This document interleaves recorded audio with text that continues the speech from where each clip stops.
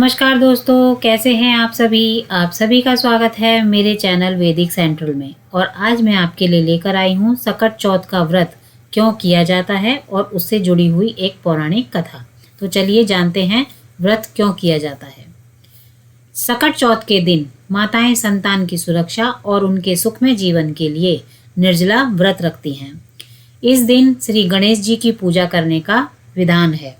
महिलाएं पूरे दिन उपवास रखकर रात के समय चंद्रमा को जल देकर भोजन ग्रहण करती हैं। सकट चौथ को तिलकुट चौथ, तिलकुट चतुर्थी के नाम से भी जाना जाता है। चलिए जानते हैं वह कथा क्या है जो आज मैं आपके लिए लेकर आई हूँ। बहुत समय पहले की बात है। एक बार देवतागण संकट से घिरे हुए थे। सभी देवता कैलाश पर्वत पर भगवान की शरण में पहुँचे। वहां पर भगवान गणेश और कार्तिकेय जी भी उपस्थित थे। भगवान भोलेनाथ ने अपने पुत्रों कार्तिकेय और गणेश से पूछा कि तुम दोनों में से कौन देवताओं के संकट को दूर करेगा। दोनों ने कहा कि वे देवताओं के संकट से उन्हें उबार सकते हैं।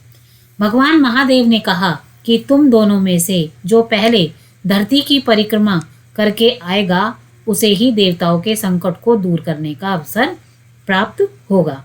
यह सुनते ही कार्तिकेय मोर पर सवार होकर पृथ्वी पर परिक्रमा करने के लिए चले जाते हैं। गणेश जी का वाहन मूषक था और उससे पृथ्वी की परिक्रमा जल्दी कर पाना संभव नहीं था। गणेश जी अपने माता पिता की परिक्रमा करना शुरू कर देते हैं। 7 बार परिक्रमा करने के बाद वे अपने माता पिता को प्रणाम करके एक तरफ खड़े हो जाते हैं। कुछ देर बाद कार्तिकेय वहां आ जाते हैं और स्वयं को विजेता बताने लगते हैं। तब शिव जी गणेश जी से पूछते हैं कि उन्होंने पृथ्वी की परिक्रमा करने की जगह माता पिता की परिक्रमा क्यों की। गणेश जी ने कहा कि माता पिता के चरणों में ही समस्त लोक होता है।